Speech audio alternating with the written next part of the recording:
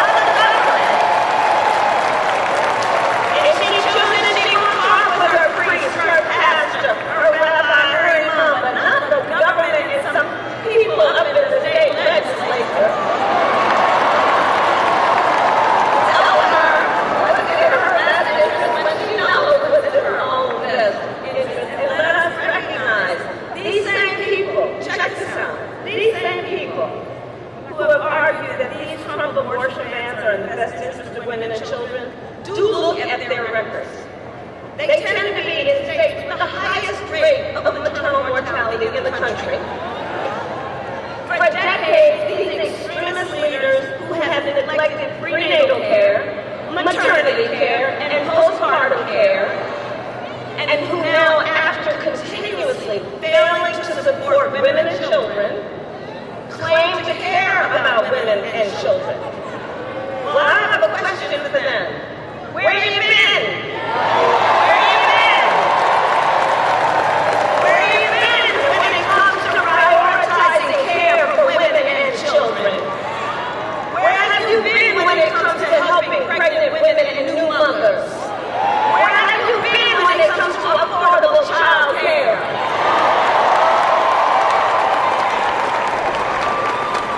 And you know, many of these same extremist leaders have also refused to extend the child tax credit, which lifted half of America's children out of poverty.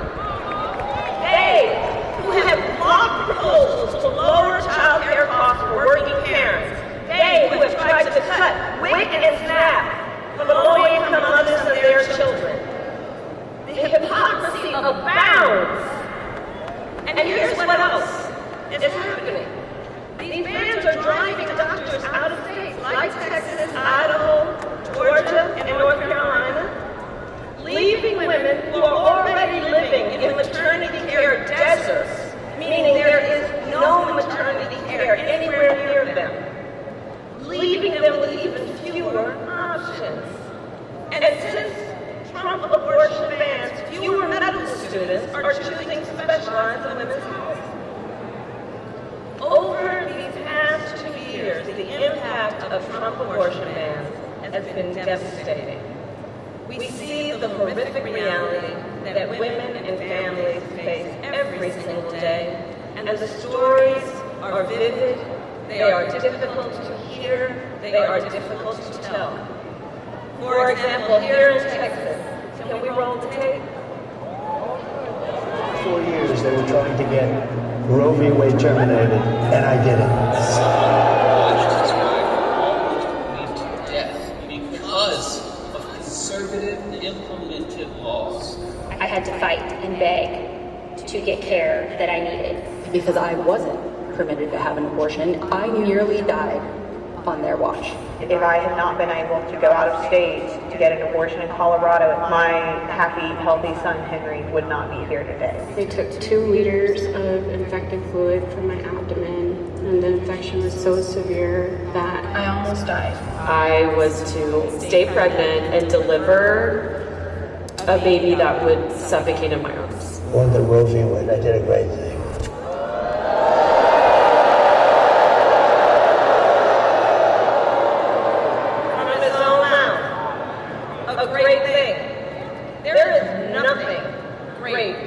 Happened to women like Kate Thompson, who was heartbroken to learn her much-wanted pregnancy was not viable, heartbroken when her doctors told her if she remained pregnant, she would be risking her own life or her ability to have children in the future.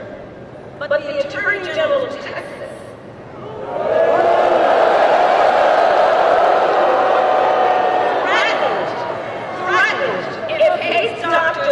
terminate her pregnancy, they would be criminally prosecuted. So Kate was forced to flee the state to get the care she needed. In Louisiana, Caitlin Joshua was turned away from not one, but 2 emergency rooms for miscarrying. She was bleeding. She was in pain. But because of a Trump abortion ban, doctors would not treat her. Because if they did, they would have faced 15 years in prison. And so Caitlin had to go home where she went through the pain of a miscarriage for more than a month. And trying the whole time to hide her pain from her 4-year-old daughter. We know that women have died because of Trump abortion bans.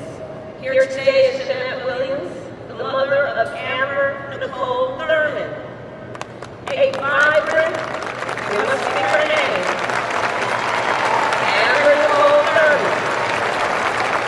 I promised the mother I would speak her name.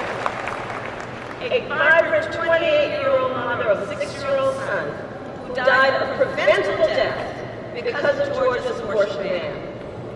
Now, Jeanette and her family are courageously sharing Amber's story to make sure we all remember her as more than a statistic, so that a sister, a mother, and that she was loved, and that she should be alive today.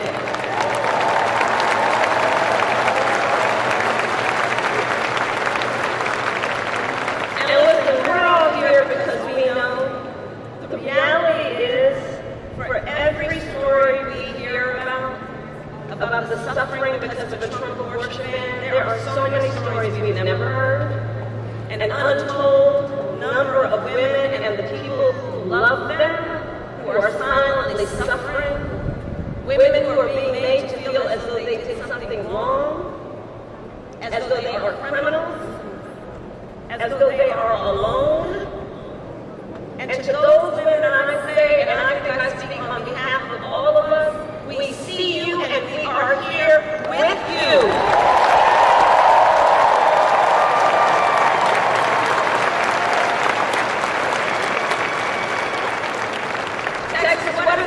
Across this state and our country is a healthcare crisis. And Donald Trump is the architect of it.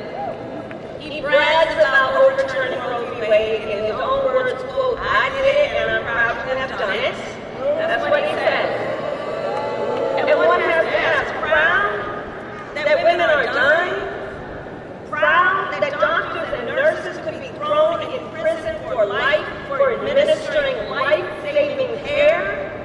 Proud that young women in America today have fewer rights than their mothers and grandmothers? How dare he?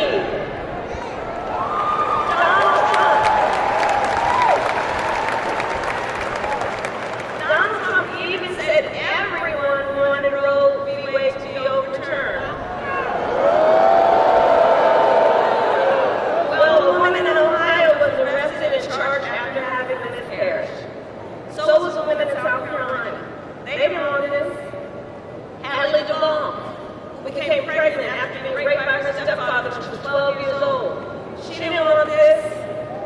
Ryan Hamilton, who was here tonight, his wife was denied treatment at the hospital for a miscarriage. They got home, he found her bleeding and unconscious. He dressed her, put her in a car, packed up their 9-month-old child, and drove to a different emergency room where doctors told them she could have died. Ryan didn't want this. Let's be clear. And men across America, this needs to be said, men across America do not want to see their daughters and wives and sisters and mothers put at risk because their rights have been taken. I see a man here. And I thank you. The men of America don't want this. And now the Attorney General of Texas is suing the United States government. So that Texas prosecutors can get, check this out, so that Texas prosecutors can get their hands on private medical records of women who leave the state to get care. Now I ask everybody here, please do see the irony, okay? Listen to this. On one hand, Donald Trump won't let anyone see his medical records.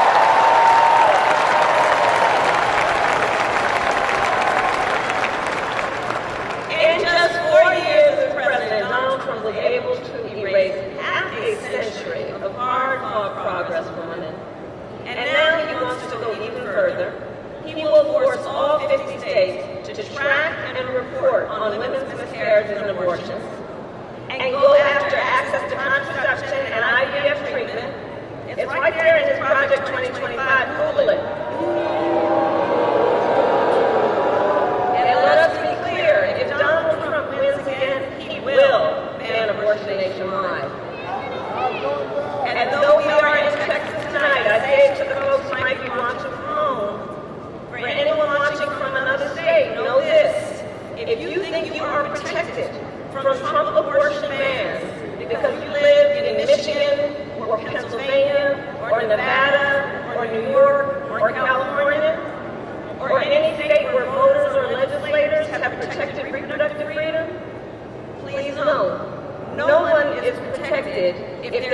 Trump national abortion ban, and it will outlaw abortion in every single state. Understand that. And he can do it with or without an act of Congress. All that to say, elections matter.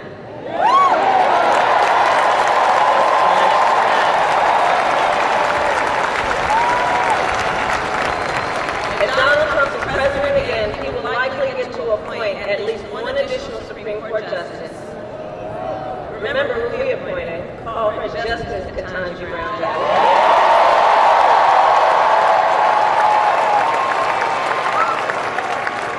But if he were reelected, he'd probably get to appoint one, if not two, members to the United States Supreme Court. At which point, Donald Trump will have packed the court with 5 out of 9 justices on that court who will sit. Think about that. Who will sit for lifetime appointments, shaping your lives and the lives of generations to come. And that is among the many critical contrasts in this election. Look, Donald Trump doesn't trust women, but I do. We trust women. And we understand what they say.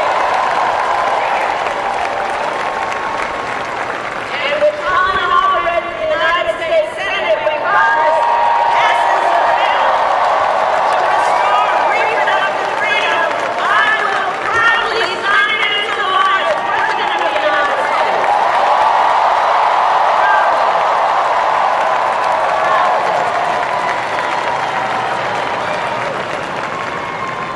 So all the friends here, let us remember, momentum is on our side. I know sometimes in Texas folks are like, is it worth it? Does it make a difference? Yes, it does. You are making a difference, and momentum is on our side. You are making a difference. Since Roe was overturned, every time reproductive freedom has been on the ballot, from Kansas to California to Kentucky and Michigan, Montana, Vermont, and Ohio, the people of America have voted for freedom. Every time it's been on the ballot. And today has voted by overwhelming margins from so-called red to so-called blue states, proving that this is not a partisan issue. Because Americans from all backgrounds and beliefs understand the decision of whether, when, and how to build a family is one of the most consequential decisions anyone can make. And we are fighting for an America where no matter who you are, where you live, you can make decisions about your own body for yourself. Moving forward, all of this is to say, reproductive freedom is on the ballot in this presidential election. And in 10 states around the country, including Arizona, Florida, and Nevada. And with the work of everyone here, freedom will win.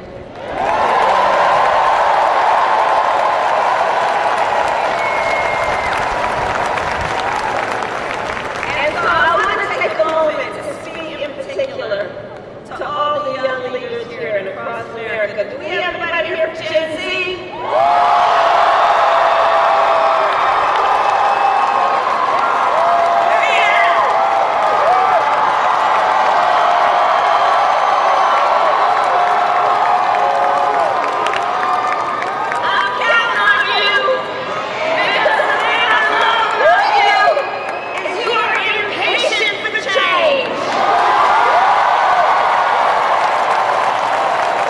You know, anyone, that you may have fewer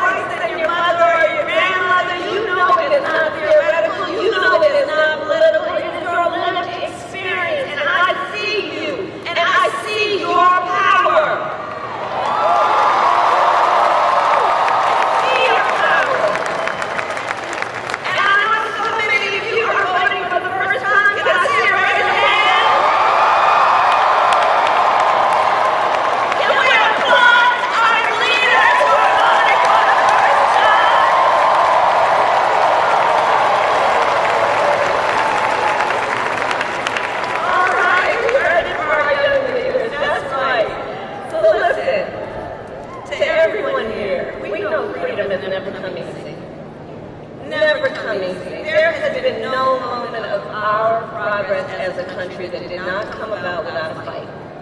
Let's all be clear about that. And we are in the midst of a movement. And everyone here is a leader in that movement. So we do this in remembering those who came before us, those who struggled and sacrificed for our freedoms, who found fellowship and even joy in one another in the fight. They found strength and hope in fighting for our ideals. And that is what we are doing. That is what we are doing because we know weeping may endure for a night,